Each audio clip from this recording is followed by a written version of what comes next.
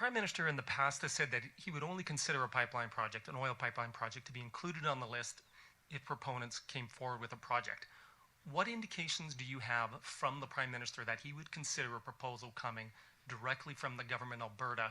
And how should we interpret the fact that Trans Mountain Corp is involved in this group of 3 companies that is going to help consider the development? I would say that we've had great conversations with all of our pipeline companies, including Enbridge as well, by the way. And at the table, I think Alex mentioned that we have something in the order of 550 years of collective pipeline experience in our technical advisory committee, which says to me that there's a lot of enthusiasm on the part of everyone who has expertise in being able to build projects of this scale in helping us to move it along.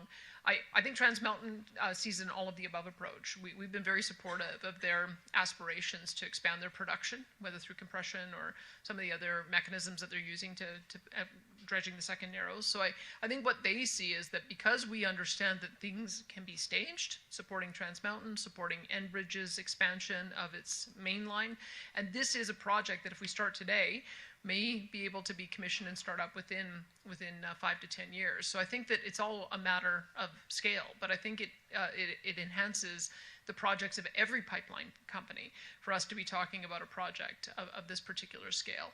I don't think the Prime Minister will be surprised. I've told him that you can't build a shiny new pipeline if there's no one willing to put the production in it.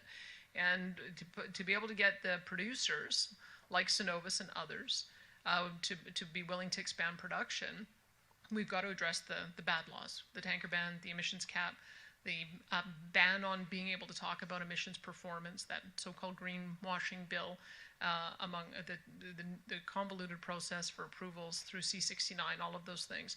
And so the Prime Minister and I, we've got teams that are working together on trying to work through all of these. I know that the Pathways project is also one of the other projects we'd like to see on the major project list. So a brand new pipeline that would allow $20 billion a year of revenue when complete, with a project like the Pathways project, which we hear is about 10 to 20 billion. It's a lot easier to pay for that when you've got a new revenue stream.